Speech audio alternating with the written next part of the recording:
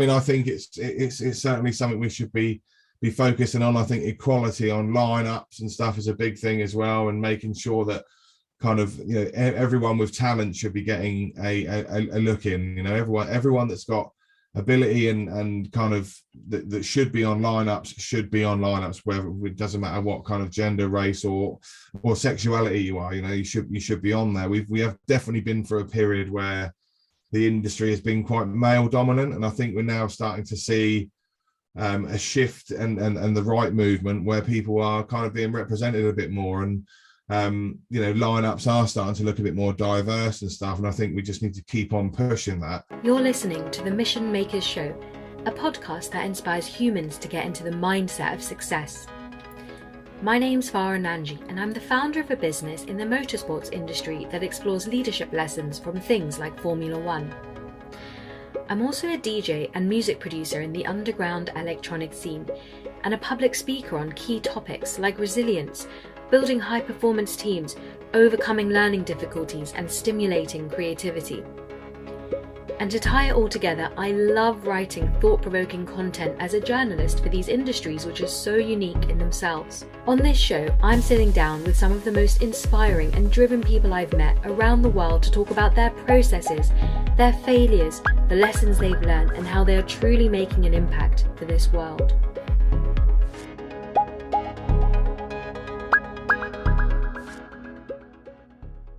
Hey guys, and welcome back to season 3 of the Mission Makers podcast. For today's episode, I'm joined by possibly one of the biggest DJs in techno, Alan Fitzpatrick. Alan has succeeded in challenging all of the rules of techno while carving a very unique niche in his field. He's released on Drumcode, Cocoon, Bedrock, to name a few, and he commands dance floors around the world with his robust, raw and emotive sound, regularly guesting in the most prestigious stages around the world, from DC-10 to Berghain, Fabric and everywhere in between. In 2016, he founded his own label, We Are The Brave, and in just 5 years, the label has already accumulated 30 million streams on Spotify. There has been no stopping Alan in the pandemic either, with 2021 seeing his first album released in a decade. Released on Anjuna Deep and titled Machine Therapy, the album is a fantastic sonic understanding of how Alan has challenged the Techno Playbook and carved out his own therapy in the studio with all of those incredible machines. We talk about making music during these strange times, breaking boundaries, defying expectations, and so much more on today's episode. So just before we begin, if you're interested in some really cool rewards like DJ lessons, the chance to ask our guests questions and exclusive merchandise, head over to www.patreon.com/missionmakers to check out how you can access these exclusive rewards. And thank you to all of you who've been writing into us and subscribing to the show. It really makes a difference.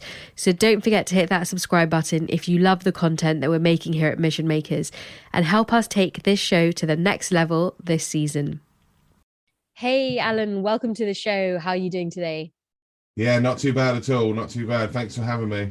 Oh, it's an absolute honor and pleasure. So I hear you're in Southampton, and that's where you grew up, if I'm not mistaken. And, you got into the scene, from what I hear, from a very young age. So what were the kind of key moments that drove you to the electronic scene, and what was the scene like in Southampton growing up?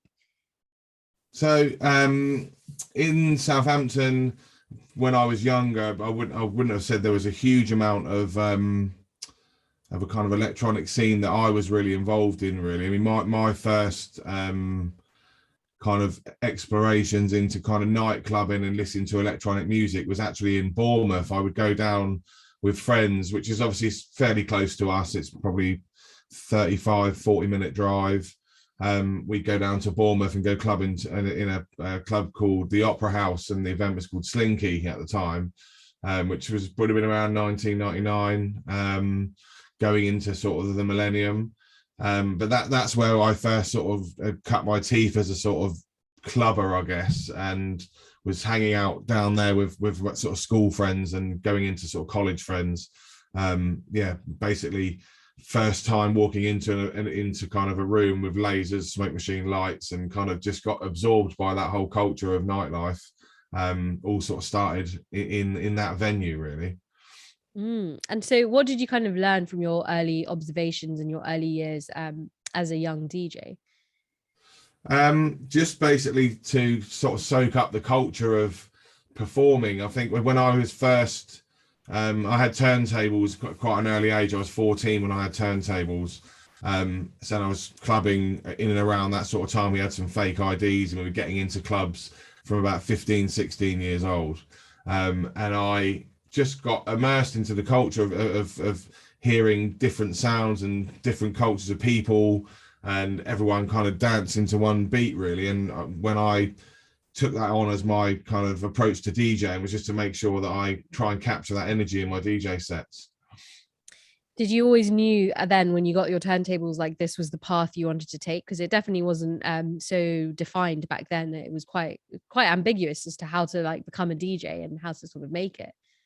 Yeah, I mean, there was never any, certainly back in the late 90s going into sort of early noughties, there was no no sort of, I guess, yeah, like rule book on how to get into music and how to get into DJing and stuff like that. It was all very much kind of word of mouth. Someone knew someone that was a promoter, or kind of, you kind of just drifted through a network of people and maybe found the right people to contact in terms of getting into DJing and stuff. But for me, being in those, having those early experiences in nightclubs and being kind of mesmerized by the lights, the music, and I think from those early days I was like, this is what I want to be doing as a career. Did you decide to go to university or just go full throttle into the music industry? I went to I did a BTEC diploma in music technology shortly after leaving school, but I think I got about 8-9 months into the course. It was a 3-year course. I got about 9 months in, and during the process of the start to finish of that 9 months, I was kind of spending my salary on I had a job and I was spending my salary on buying equipment and building up my own sort of home setup studio wise. And during that 9 months, I was writing music at home. I actually ended up getting a track signed in 2002 to a record label called Toolbox with my friend Dave Robertson, Reset Robot.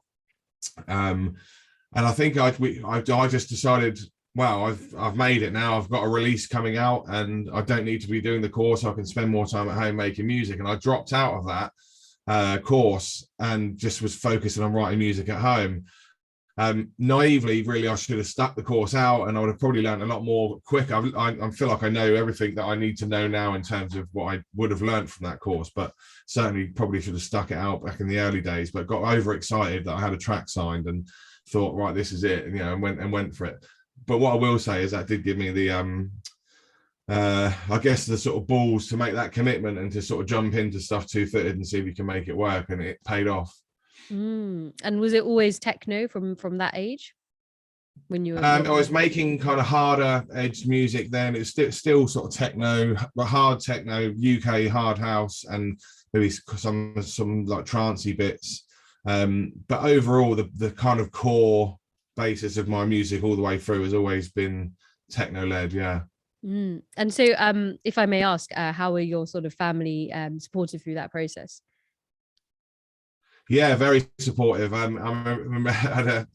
remember my when I was making the track that I got signed in 2002. I remember making it in my bedroom studio with my friend Dave, and my mum bringing us up cups of teas and biscuits and letting us kind of just do our thing in the bedroom, but they've always been supportive of my music. They've never been one to be banging on the door asking me to turn it down and stuff. They've always been pretty easy going, and I think that's massively helped, because having their support it's not an easy career to explain to people, especially parents and stuff, when they don't maybe fully understand the scene or what it is you actually do. So to try and explain to maybe a different generation what kind of being a record producer and a DJ is about is, as I say, quite ambiguous. As you say, it's quite random. So having their support has been massive. Yeah. No, absolutely. Something we always like to sort of go a little bit into on this interview or on this podcast is the meaning of our guest name. So we looked up what the meaning of Alan has, and it has a couple of different meanings depending on the origin. But something we picked up on most notably is that it can actually mean harmony. in this sort of Celtic background. So which that's obviously quite interesting given your musical background and experimentation with harmony through your music. Do you think this meaning might represent your character in any way, shape or form?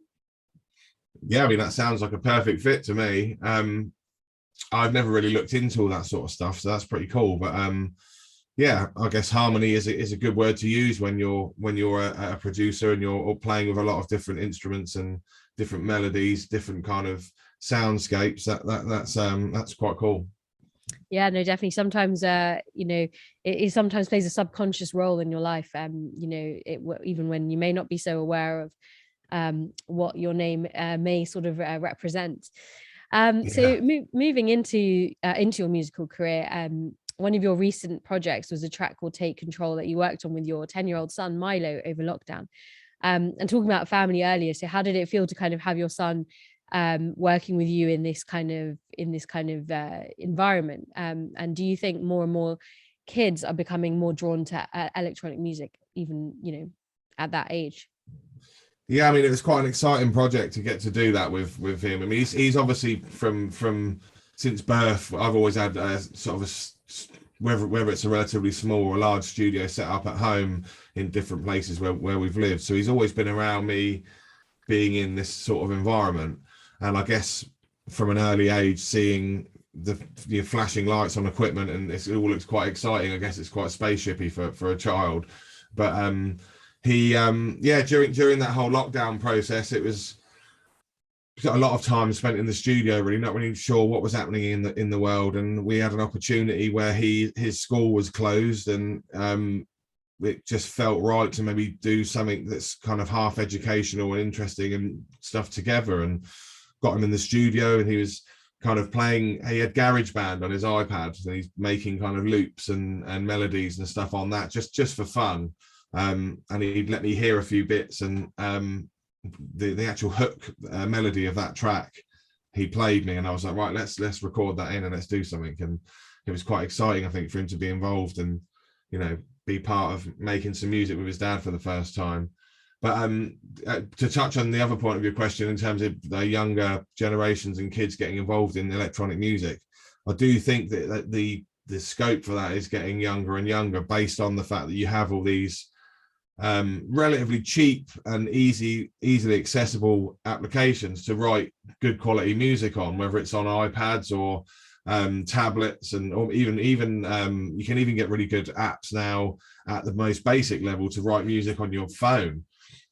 So it's a great way of introducing people into kind of electronic music or just music making in general. It doesn't necessarily have to be electronic, but it's just interesting for kids to get to play with that sort of stuff. I mean, if I had that when I was 10 years old, I mean, you'd be a bit mind blown. But now we take it for granted. There's so many apps for everything, but it's quite exciting that kids can do that now. Yeah, no, definitely. I mean, not sure if you know, but music in the music GCSE now, DJing and music production is a thing, like 40% of the syllabus, which is like amazing considering obviously the what it used to, what kind of sounds what used to be music GCSE. And talking about the fact that you were sneaking into clubs at a young age, and I was kind of the same actually. I think my first club age 15 was Fabric, which was not the worst place in the world to discover music, and it was that lightning bolt moment when you hear all those things at home, but then you hear it on the sound system, and it just the sound of a kick drum, and it changes your mind, on so many things. So with that kind of younger generation coming in, do you think that there should be more accessible electronic events for people under the age of 18? They don't have to sneak into clubs necessarily to hear these kinds of things on sound systems. Yeah, I mean, I think it would be a great thing to enable younger people to be able to experience that sort of stuff earlier on in life. Definitely. I mean, I think there's a few opportunities now for there's a company called Ravertops, which is kind of specifically aimed at kind of children and under a certain age group to be in that kind of environment, and I guess kind of play around with glow sticks and see the lasers and run around through the smoke machine and kind of listening to music, which is kind of quite a cool concept. But I think that I guess that sort of stuff's more aimed at quite young kids. I do think there's quite a void for teenagers, as it were, like I guess between kind of 14 to 18. There's definitely a gap there for them to sort of experience that kind of thing, I think. I mean, in one way it would be good to have more stuff available for kids that age, but I also think it's quite an exciting age to have to almost wait for your first opportunity to be able to go into a nightclub. And maybe sometimes if we bring that up experience forward too much, it takes away from that kind of when you first enter a club legally, I mean, yeah, it could be also the flip side though, that like maybe experiencing that atmosphere but without all the the vices, perhaps. I mean that would be quite, that's enough. I guess it's a bit more of a safer environment to do that. I mean, maybe there's an opportunity, maybe some clubs should pilot some events where they're doing stuff for an under 18s kind of event. I mean, they do happen sometimes. I remember being a kid and going to a nightclub, like I guess it was locally in Southampton. It was like a foam party or something, one of these kind of gimmicky things, but that was aimed at under 18s, and I remember that being pretty cool. But the music was a bit more kind of, I guess, just like pop music, nothing specialist. It wasn't like an under 18 going to Fabric to hear kind of Ricardo Villalobos or something like that. It's kind of, that's a crazy thought, but I guess it would be quite cool if kids could go and see DJs at a younger age. I guess festivals is the only opportunity, really. Yeah, no, definitely. I think it could be quite cool because also you could learn how to enjoy that music and without anything. And then, later on when you go down that path and you go on that clubbing journey, don't always have to get completely, smashed, as it were, to really enjoy it. How do you feel about that? Do you feel like people need things to enjoy music, or are you an advocate for sort of a cleaner dance floor? Not really. I mean, ultimately I think not necessarily a cleaner dance floor, just for me a safer environment, really. If you're going to go and take anything to enhance your musical experience in a club, then make sure you're doing it correctly, safely, with the right amount of advice, and don't be doing it under pressure and that kind of thing, really. But I do think that our industry and certainly electronic music has been kind of is where it is today because of kind of certain aspects of drug culture, acid house and ecstasy and all these kind of things were a big part of the heritage of music. That's not to say that anyone getting into the scene needs to experience that side of it, but ultimately it's very hard to picture nightclubbing without knowing that sort of history that it has with it. Yeah, no, definitely. And with the kind of recent times we find ourselves in, and obviously, being a incredibly busy touring DJ in the past, how has this kind of time changed, perhaps like how your time has been balanced between life as a DJ and a producer, and then as a family man as well? In terms of with the pandemic, or just in general? Yeah, I mean, maybe you could tell us how was it before, and then how has it changed during this time? I think with the pandemic, is just a perfect opportunity was for me to kind of realize how hard I was probably working before, how much I was almost on a bit of a fight or flight. You're touring a lot, you're not sleeping a great deal due to flights in and out, or grabbing sleep when you can when you're extremely busy on tour. How much I wasn't in the studio as much as I kind of wanted to be because I was touring, and when I got home it was a case of not wanting to really listen to music and more spend time with the family and stuff. All of that stuff was really kind of highlighted when we were forced to stop doing everything that we were doing due to the pandemic. When everything closed down, we were all locked in our homes. There was no clubs, there was no anything. You barely go outside for exercise. You couldn't really do much at all. And I think when I settled into that, I kind of realized how much I valued being with the kids and being able to go and spend time in the kitchen cooking food, or going out running or doing sport and being a family man. And it's definitely something I've taken into consideration going back on the road, that I know that stuff is equally as important as touring. So my work-life balance is a lot better now, or at least it will be going forward. The tail end of this year is quite difficult because since we opened in July, we've obviously had so many shows that have been rescheduled from ones that didn't happen over the last 18 months. It's actually funnel-headed quite a lot of shows. There's quite a lot of things going on. So next year, going into next year, I'm going to hopefully have my diary planned out a lot more efficiently, that it gives me enough time to be at home and as well as touring. Maybe I'll have a weekend off a month or something like this to structure my schedule a bit more, to allow for the kind of time that I've been enjoying at home for the last sort of 18 months. Would you ever see yourself, if a promoter said, would you be up for doing like a hologram sort of gig where, you wouldn't have to leave your place and they come in and do all the setup? Would that world interest you, to kind of free up the schedule a little bit?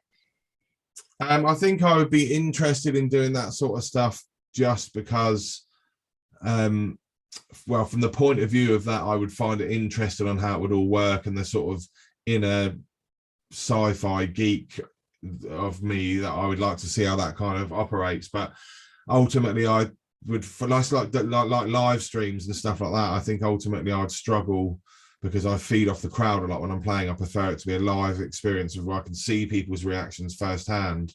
So yeah, I mean, I think that hologram type approach would only really work for me if there was a way that you could still feel connected to your audience.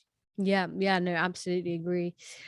So you've released many tracks across many labels over the years, and notably, you're very well known for your affiliation with Drumcode, and you've had a close relationship with Adam Bay over the last decade, collaborating on many events and many tracks. So what has been the sort of origins of that partnership, and how has it sort of influenced your performances and your creative processes? Yeah, so I have been a artist on Drumcode for as long as I can remember, really. I mean, I sent Adam some demos back in I guess 2007, 2008, somewhere around there, and we've been close friends and label kind of partners, artist partners ever since. We've done lots of music together, as you say, but I think Drumcode was very much a pivotal part of my career, really. When I signed to Drumcode in around 2007, 2008, that was when my career really sort of took a shift, and I really felt part of a sort of a label collective. I mean, back then when I was signed to Drumcode, it was obviously it's always been a huge label, but it was just a record label, kind of huge events and festival stages and stuff everywhere. So it's been great to see that grow and be part of that kind of process. But I would, yeah, me and Adam go way back, and I've got a lot to thank that label for really kind of putting my music on the map, really. Definitely. And so now, as a producer, do you kind of prefer working solo, or do you still really like the kind of collaborative approach?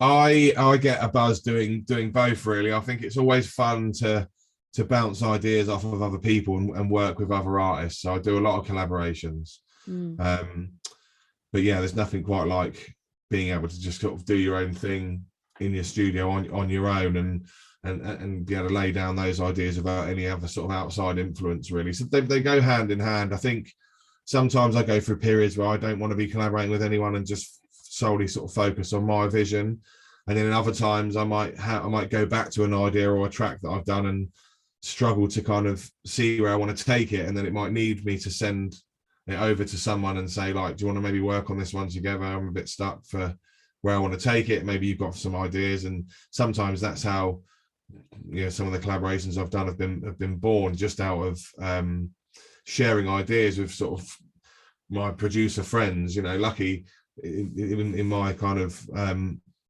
in my kind of role, I've got a lot of producers that are friends, so we bounce ideas off of each other quite a lot, and sometimes collaborations just come out of that. Definitely, yeah. No, it's really nice sometimes to have that additional pair of ears in the studio, and just to kind of open up the door to a way that maybe you just can't in that moment for whatever reason. or just kind of come in with some fresh ideas. And so talking about kind of doing your own thing, your label, We Are the Brave, has been doing extremely well, unsurprisingly. And the motto is we do what we want. So does that kind of relate to producing and releasing whatever you really want to do? Yeah, I mean, ultimately the we do what we want phrase is a kind of a way of us thinking that we can kind of approach music in a format where we aren't restricted on boundaries of what style we want to release, when we want to release it, who we want to sign, how we want to promote it. We kind of just ultimately don't have any rule book, so we want to go against the grain sometimes, do things a little bit differently, and ultimately that sort of punk ethos of like, if you're all doing this, then we're going to go and do this sort of thing. So that culture we try and instill in the artists that we sign, as well as have that kind of view when we're listening to demos, that ultimately we will approach this in the way that we want to approach it, and we won't be like conforming to any other normal methods, really. And so this is a very exciting time for you and indeed your fans, because by the time this interview is aired, you would have just released your brand new album, Machine Therapy, in November. So this is the first studio album you've released in over a decade. So we're obviously really excited to hear, what's it gonna sound like. So tell us a little bit more about the album and kind of what inspired you to write it, and what that journey's been like writing Machine Therapy. Yeah, I mean, most of the album was actually put together during the whole pandemic lockdown process, and I think it was a good opportunity for me to be able to explore all my different creative kind of paths that I sometimes want to go down. I mean, the beauty of that album, I'll tell you a bit about the title. The reason it's called Machine Therapy is 90% of that album is written with hardware equipment, because over the years, or at least since my last album, I've been collecting and buying new synths and old synths and building my studio up. So a lot of that music has been quite hardware based, and the therapy approach is that sitting in the studio and writing music during that kind of strange time in everyone's lives was quite a therapeutic thing for me. So Machine Therapy is based around that sort of theory. But it's just exciting to be able to get back in the studio and work on a project that was on that scale. I mean, obviously it's been 10 years since the last album, but I've been very prolific in music, so I haven't really gone anywhere. I've ultimately been spending a lot of time on singles and remixes and collaborations. So during that whole period of 10 years from the last one to now, there's still been releases from me probably almost monthly. So it was nice to be able to sit and do something on a larger scale, really. And I just think with the pandemic, it allowed me to work with some artists that I'd never normally get to work with, because our kind of touring schedules or our production schedules weren't in sync. But where everyone was kind of stuck on hold, we effectively got a few things over the line, which were quite exciting. And the album, it's not a club album, it's a much more of a kind of musical experience throughout my kind of creative processes, and more of a kind of, I guess, a Spotify kind of stream listening album with a few club bits in there. It's certainly an album that I'd appreciate that people have a start to finish approach in listening to it, really, because it does, for me, present itself best if you give it that time, as opposed to kind of jumping in and listening to tracks here and there. It is definitely much more of a sort of processing album of sitting and listening through, and that's sort of the way I intended it to be made, really.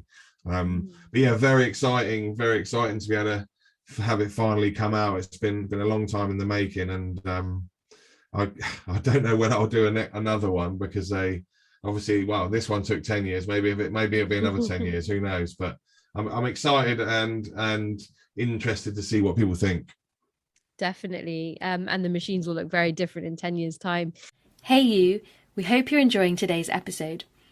We're on a serious mission here to create one of the world's best podcast series, and we'd be so grateful if you could support us in any way by becoming a patron of the show.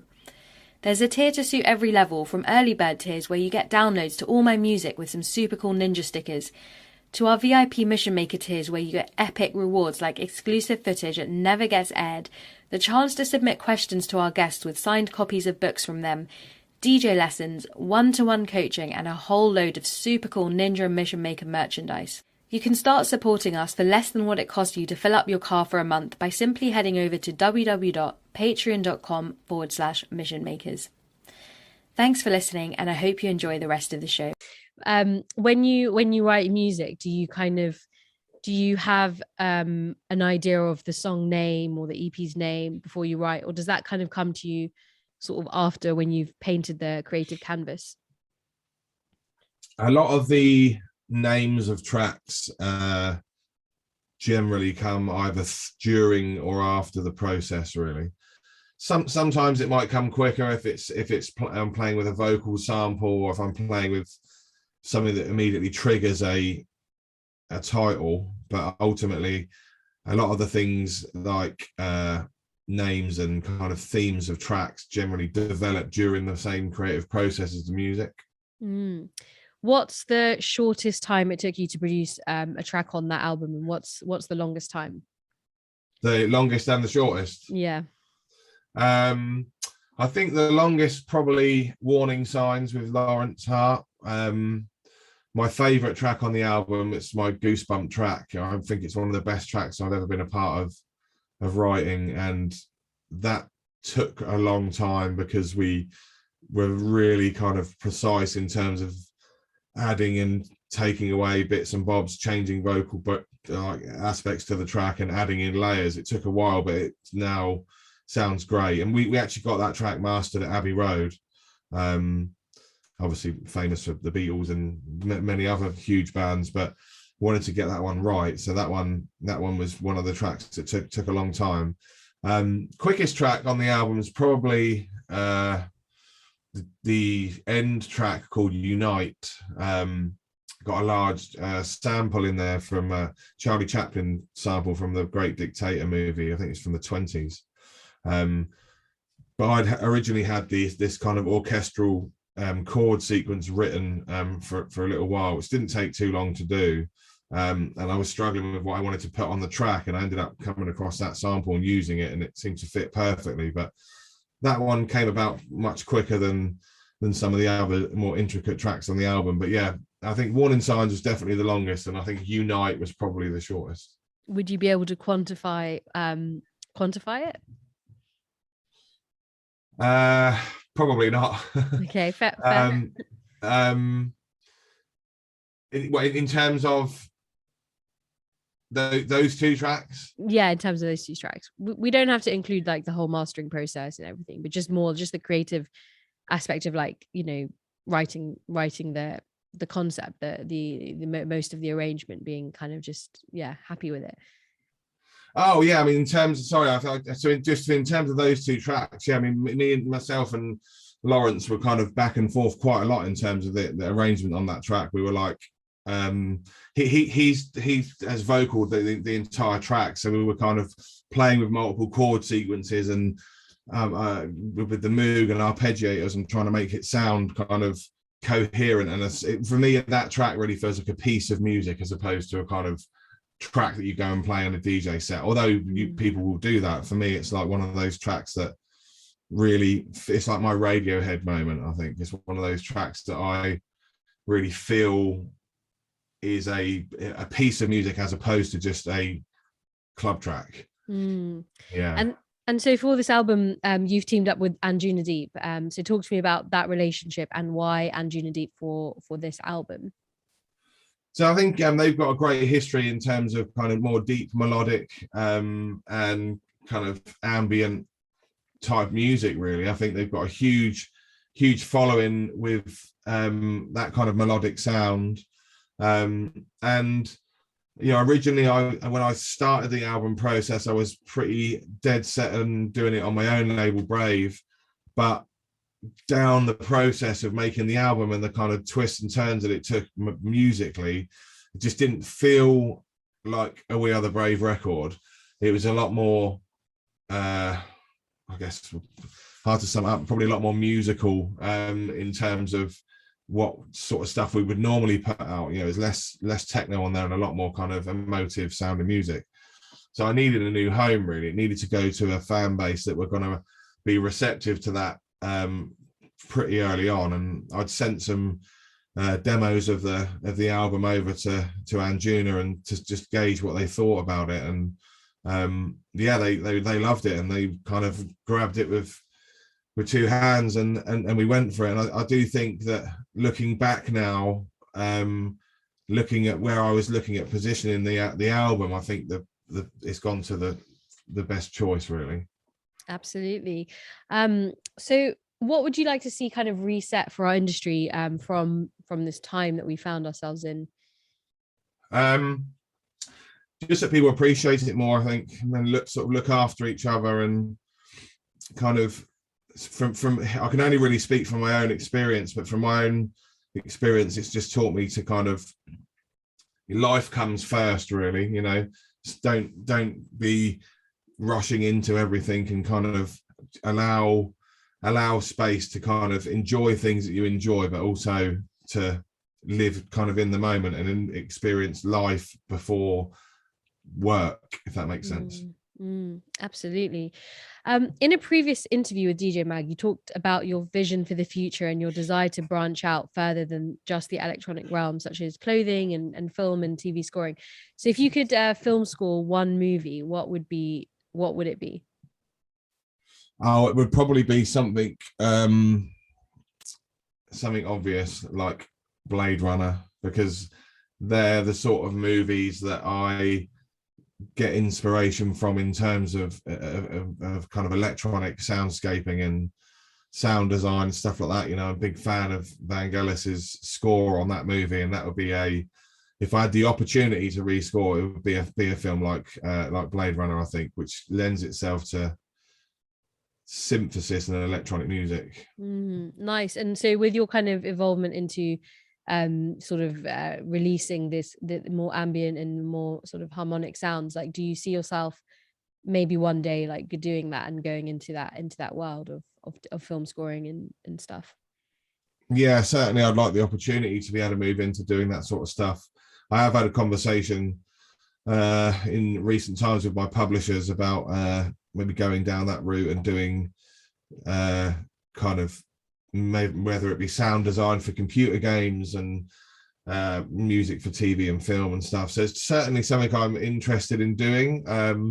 Again, even at my kind of profile level, that is another one of those almost closed markets for trying to get into that sort of scene and do that sort of stuff. But I'm in touch with a few people. I know a few directors and stuff that have expressed potential interest. So you never know. I mean, the difficulty at the moment is I'm still very much, I guess, busy touring and writing music on what I'm already doing, that it would now probably not be the right time to go into that, just based on the fact that I wouldn't be able to give it 110%. But certainly, as I get older and as I get more time to do certain things, I'm 100% certain that I will get the opportunity to, at least at an amateur level, do something, and then we'll see where it goes. You know, maybe I'll approach do something with my local university, Southampton University, and see if I can help some of the kind of students there score stuff for their own amateur projects and get involved that way. So that'd be quite a cool way of giving something back, I think. Maybe I'll let them use my studio or something. That sounds pretty cool. Do you collaborate with the university already? Only in terms of doing some guest lecturing and stuff like that there, really. I've been in there a few times and given some talks about kind of label management and touring and setting up as a sort of DJ and things like that, really. But it's more of an opportunity at that stage for students to ask me questions, because I'm in a role that they may be aspiring to go into. So I'm more there as a kind of to be fired at, questions fired at, really, and hopefully that gives them some insight into what it is that is involved in being a professional artist. Fascinating. And in that same interview with DJ Mag, it was 2016, and you stated, "I don't want to be DJing when I'm 50 and everyone in the club is 18." Do you still maintain that statement? And do you think maybe age can kind of stunt growth in this kind of industry? I think when I was quoted saying that, I was probably touring heavily and getting tired. But I think now I've had the reset of so much time outside of clubs with the kind of pandemic stuff. I do think that without putting an age on it, as long as I'm enjoying what I'm doing and I'm still getting the same satisfaction of performing and making music, I don't know if there'd ever be a time when I'd stop. I'd certainly slow down at a certain point, you know, when you're there must come a time when your body's tired of getting up at 2 a.m. and kind of, you know, being subjected to sort of low sleep and bad diet if you're on tour, and grabbing food when you can, and a lot of that stuff. There will come a time when that is not as fun as it maybe is now when you're in your 30s. But yeah, I mean, ultimately, if I'm enjoying it, I'm still getting the same kick out of it that I do now, I guess I'll do it forever, you know. Rave to the grave, as they say. Rave to the grave, yeah. How was this kind of summer for you, like with everything changing? Were you able to kind of tour quite nicely? What was the whole vibe like? Yeah, summer's been great. I mean, as I say, we opened in 23rd, 24th weekend in July. So it's been pretty flat out all of the summer, getting in all the shows that we missed out on, the big festivals and stuff.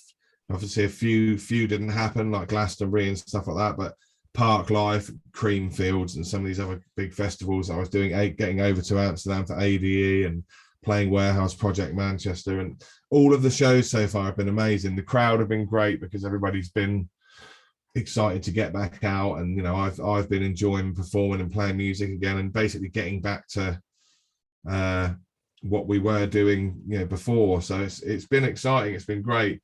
And now I'm looking forward to the next stage, which is kind of early darker evenings and back into sort of nightclubs and stuff. Because one thing I will say is I haven't done a great deal of, I've done a few obviously, but I haven't done a great deal of nightclub stuff extensively since we've been back, because it's all really been festivals, day events, and kind of, you know, summery things. So approaching now, coming into sort of November, December time, we'll certainly see DJs getting back into the low ceiling, sweaty clubs and stuff, you know. Absolutely.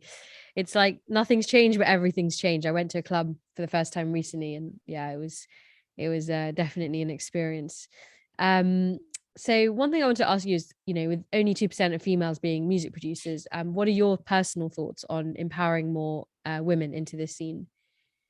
Yeah, I mean, I think it's certainly something we should be focusing on. I think equality on lineups and stuff is a big thing as well, and making sure that kind of, you know, everyone with talent should be getting a look in. You know, everyone that's got ability and kind of that should be on lineups should be on lineups, whether it doesn't matter what kind of gender, race or sexuality you are. You know, you should be on there. We have definitely been through a period where the industry has been quite male dominant, and I think we're now starting to see a shift and the right movement where people are kind of being represented a bit more, and you know, lineups are starting to look a bit more diverse and stuff, and I think we just need to keep on pushing that. My only thing on that is just to make sure that we're all doing it all for the right reasons, and making sure we're pushing the right, you know, not just for the sake of it. I believe that people should be in a position if they are good enough to do that sort of role, you know. And I think there's so many great female artists that should be on lineups that sometimes don't necessarily get a look in. I think that with promoters, I think, have been guilty in times of just sticking with, you know, almost repetition and what works. There's quite a lot of lineups that you can sometimes look at and be like, yes, the same people every year, like, let's mix it up a bit. But I mean, I think again, not to keep referencing the pandemic, but I think it's been another blessing in a way that we've now allowed an extra couple of years of like new up and coming talent to be able to kind of hone their craft through that time and be able to kind of really start pushing some boundaries and breaking through into the scene. So coming out of it, we've now got like lots of fresh new artists that we should be getting excited about. Yeah, absolutely. Definitely couldn't agree more. And as the label owner, are you kind of excited about the world of NFTs? Yeah, to a degree. I mean, we haven't really delved into that yet. I mean, I'd like to start doing some stuff with the guys that I've worked with on my album. Some of the design guys that have done the artwork and stuff on that. We've discussed about maybe looking at doing some NFT stuff. But I think that whole thing's in its infancy at the moment.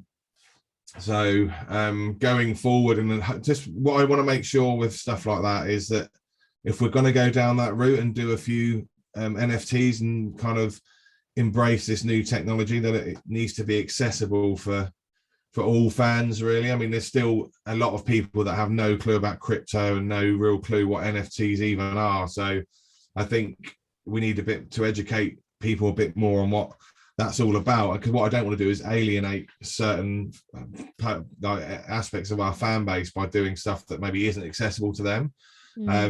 So I think it's something we'll definitely explore. We definitely won't be the last horse to the race. We'll definitely be checking out that technology and keeping a close eye on it, really. Definitely. And so what's the kind of management style at your label? Like, what's the kind of day in the life for you as a sort of label owner? How many people kind of work with you to kind of bring this vision alive? So we've now reduced, we've got quite a small team, really. I mean, I've got my label manager and PA, Robin. She is the kind of main life and soul of We Are the Brave, really. I couldn't do it without her, really. She is the day-to-day, I guess, runner of everything in terms of the logistics and the admin side of the label, whether it be looking at the mastering tracks, the deadlines for when releases are coming out, preparing the artwork along with another guy we've got working with us, Chris. He is our social media and kind of artwork design guy.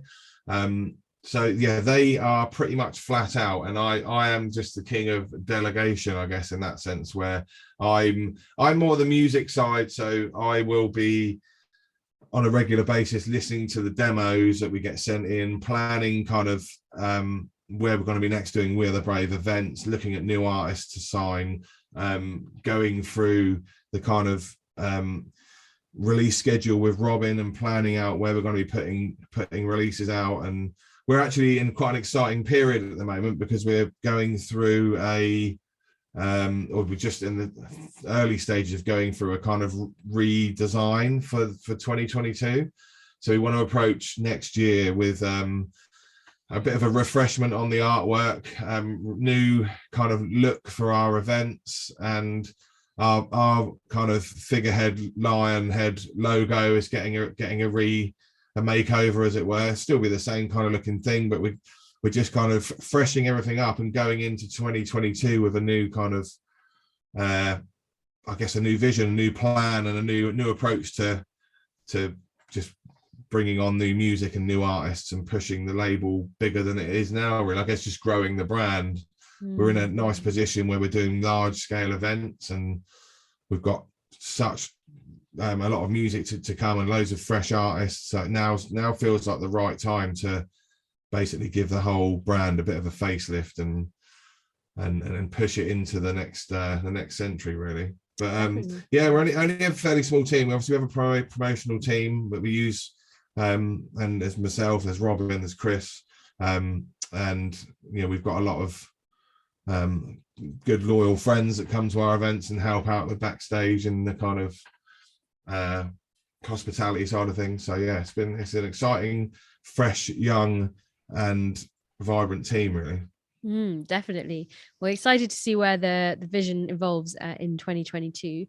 On the website, the label states that you dare to be different and rip up the rule book. So how do you kind of like to push the boundaries of this scene and also encourage like others to kind of do similar? I think mainly we're just trying to let that vision sort of talk through the music. I mean, I try and with the whole name of the label, We Are the Brave, we just try and make sure that we are sticking to our I guess ethos of releasing brave records and music that is pushing boundaries and is not playing safe or formulaic or copying kind of what's currently popular, and just trying to stay in our own lane in a way and do stuff that excites us. I mean, I sign a lot of music that if people always get confused when they're sending demos. A lot of people send you a demo and it sounds like you're the last few releases that you've just released, because in their head that's the sound of the label and that's their way of getting on the label. But for me, what excites me is listening to tracks that make me go like, whoa, like this is mad, and it's something different that I haven't heard before, or they're the ones that kind of stop you in your tracks and get you excited. So yeah, that whole ethos of like ripping up the rule book is just trying to get people to know that we like to do things a little bit differently, really. Definitely, life is boring to not do things differently. What do you think your team would say about you as a leader? What would they say Alan is like as a boss? I think I'm probably pretty easygoing. I'm probably one of the easiest bosses you get, I would say. I mean, I don't micromanage. I just let people do their thing, and they know what we've got to do. They know what we kind of have as a sort of team goal, and we're regular in meetings and regular in terms of like knowing how we want to present stuff. And it's a pretty well-oiled ship. It runs pretty well. I don't feel like they would say I was anything other than supportive and driven, really. So, well, fingers crossed. Yeah, we'll see. Maybe they'll say something different once they hear this podcast. Who knows? It's no secret that the dance music industry is highly political, and obviously the life of a DJ is pretty not like many other career paths. So when the kind of going gets tough, or just like generally, like how do you like to kind of take care of your mental health? I have a couple of different pastimes that I guess are the opposite to a hectic touring and in loud music spaces type life. I mean, I go carp fishing a lot, so I'm if I'm not in a nightclub playing 138 BPM techno with a strobe light in your face and stuff like that, I am sat on a lake surrounded by nature, wildlife, and no sound at all other than maybe the brushing of trees, and sat fishing with either on my own or with friends, and just completely chilling out in nature. One day I'd like to own a fishery and maybe have a glamping pods and have some sort of, I guess, farmland and fishery where I could grow that as a sort of luxury campsite type thing, where people can come and spend a weekend fishing at your lake and maybe staying on the facilities and that sort of stuff, which is obviously worlds away from DJs and touring and music. So sitting by a lake and picturesque kind of fishing and stuff. So that's one way, and the other way is I do try to be good at golf. I'm not, but I do try. I play socially with friends and try and get away that way. But one of my other pastimes is boxing. I box a couple of times a week, and I quite like to get rid of energy by hitting the bags and stuff and getting a sweat on that way, really. So those three things are the best way for me to sort of keep my head clear, I think. I do bits of meditation and stuff like that, really. But ultimately, I think for me, keeping my mental health in check works by having the yin and yang of a hectic touring schedule and a hectic lifestyle in terms of music, and then that tranquil side of chill. Do you have a relationship with music and driving, if you drive? I never listen to dance music when I'm driving. I never listen to dance music, oddly, outside of kind of getting ready for gigs and stuff. I generally when I say dance music, that's a bit vague. I should say I don't listen to kind of the music that I DJ when I'm not working. I generally am listening to stuff that's kind of a bit more chill, and I guess kind of down tempo, and something that more suits my frame of mind when I'm not working. But yeah, I mean, I do quite enjoy putting on playlists, and you know, if you're on a long drive and just soaking in music that way is another good way of chilling. Yeah, it's quite often not what you'd expect. It might even just be that I'm singing along to kind of old 80s love ballads on smooth radio or whatever, you know. But I mean, I enjoy that, you know. I've got a very large eclectic taste in music from a youngster to now. So like a lot of the time I might be listening to whether it's something from the 60s, 70s, 80s or 90s. I'm not often listening to new stuff, especially dance stuff, but I like people like Radiohead, Ben Howard and the DMAs, and I still listen to kind of old Britpop stuff of Blur and Oasis, and I'm a big fan of Kings of Leon. But mainly one of the main artists I listen to a lot of is Ben Howard. I listen to Ben Howard quite a lot. Very nice. So we're going to move into our audience Q&A. We've got 2 questions we've selected from our listeners. And the first one comes from Joaquim in Paris, and he asks, what's the weirdest thing that you've seen someone do on the dance floor from behind the decks?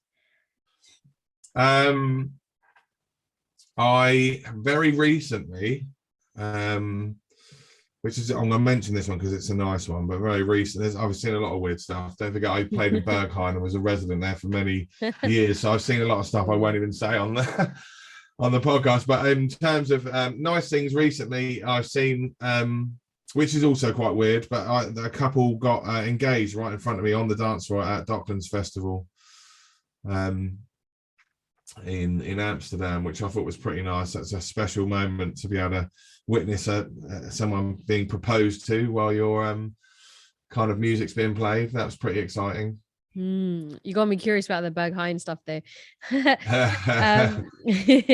But so the next question we have is from Neve in Ireland, and she asks, as a fellow DJ herself, do you have any rituals for preparing for a gig when you go on stage? I guess nowadays, now that I'm so sort of seasoned in playing in that whole environment of going on stage, my process is probably the only one thing that runs from start to finish from when I started to sort of now is I love tequila. So generally I will have 2 shots of tequila before I start to play. But in terms of like that's sort of when you're on stage, I always just find that, like, you know, that just sort of gets me in the mood really. But in terms of like rituals, in terms of preparing music and stuff like that, I if I'm in my hotel room, I always like to sort of make sure that I've got everything prepared going through music, making sure my playlists are in order, not stressing too much about stuff. You know, I would like to kind of think that the music should run pretty freely on stage rather than you kind of already knowing in your head what you're going to play. If I've got a 2-hour set, for example, that might be 35 tracks. My playlist will probably be 100 tracks, and I'll go through and, you know, feel that out while I'm playing, as opposed to being too stringent. Interesting. And so we're going to move on to our quick fire round. So not more than 60 seconds on each question. The first question is, who has been the biggest inspiration in your life? Biggest inspiration in my life is probably to date been my kids. I think watching them grow into kind of little humans, and knowing that that's something that you as a person kind of mold and shape, that's kind of incredible for me. And I think when the day I became a father, I get inspired by them daily. That's awesome. That leads quite nicely onto our second question, which is, do your kids enjoy listening to your music? They do. Certain tracks, certainly, yeah. Certain tracks they play, and that's kind of cool. They get to kind of watch little YouTube clips of me playing maybe to 25,000 people on at festivals, and that's kind of exciting for them to see, I think. So yeah, they're always having a little dance to stuff. They know a couple of tracks. Nice. Number 3, what's the best purchase you've ever made? I guess the best purchase I've ever made would be my Roland 909 drum machine. For me, especially for music wise, it is the Techno machine, you know, and going back to the days of the master Jeff Mills, my drum machine is actually called Jeff. after Jeff Mills. But yeah, that machine was something I'd always dreamt of having as a kid, and I never could afford. So having the ability to own one of those now is pretty special, and I'll never ever get rid of it. Fantastic. I love it. Number 4, who's your favorite DJ to play back to back with? I've played back to back with a lot of people actually, but I think historically my favorite back to backs have probably been with Adam Beyer. We've done it a lot, and our musical kind of minds work quite similarly, so it flows very naturally. And we always have a lot of fun. We haven't done a back-to-back for a long time now, for a few years, but in terms of historic back-to-backs that I've done, I would say that I've had most enjoyment playing with Adam. To kind of just break the rules a little bit here with the 60 seconds, I just want to ask real quick, like, how do you prepare for a back-to-back with Adam? Like, do you guys collaborate before, or is it just completely on the night, in the moment of the set? I mean, every single back-to-back I've ever done in my career, right through from whether it be with all of the artists I've played back-to-back with, whether it's Maceo Plex, Adam Beyer, Luigi, Madonna, Scream, Eats Everything, all of these people, I've never prepared. We always just feel it out on stage. Nice. Awesome. I love it. And lastly, Alan, something we love to ask all of our guests as the closing question on this podcast is, what are you most grateful for this month? And I know the month has only just begun, so maybe we can reference it to last month. Last month, I am most grateful for the United States government granting me my exemption letter, which is going to allow me to go on tour in America. I haven't been to America in over 2 years, and I miss performing for people over there. So I'm actually going to LA and then Austin very soon. And yeah, I'm grateful that they have finally allowed touring artists into the country so that I can fulfill playing to fans over there. Yeah. What's your favorite state to play in there? I really enjoy New York. I do like Miami. But to be fair, it's such a vast place to play music in terms of the size of the country and the states, that they're all unique. You know, they're all very different. But New York does hold a special place. It's the first state I ever played in when I was touring over the States. The first place that I ever performed. So that would be my go-to for nostalgic reasons, I guess. Yeah, it's pretty crazy how we Brits have not been allowed into the States for almost 2 years, as you say. But yes, hopefully the tide is changing now, and all systems go stateside. So good luck when you do go out there, and all the best. Hope you get to make it. And Alan, thank you so much for your time and for your insights. It's been an absolute pleasure speaking with you and hearing more about your journey, and of course learning more about the album as well, which we're super excited to listen to as well. No worries. Thank you for having me. It's been an absolute pleasure. So guys, if you haven't already, go out there and listen to Alan's album, Machine Therapy. It's super interesting to hear how he's fused sci-fi sonics with dystopian samples and taken inspiration from the early days of raving to transport listeners into his therapeutic zone. And if you want to grab a copy of today's show notes, then head over to missionmakers.com/Alan Fitzpatrick, where you'll also find notes from all of our previous episodes. We've got some amazing guests coming on the show this season, so be sure to share the show with your friends and subscribe to us on Apple, Spotify, YouTube, and wherever else you listen to your podcasts. You can reach out to me on Mission Makers or at dj.n1nja on Instagram. And if you're interested in supporting the show and getting some really cool rewards like DJ lessons and exclusive merchandise, then don't forget to visit www.patreon.com/Mission Makers. Thank you for listening, and until next time, keep it laser focused.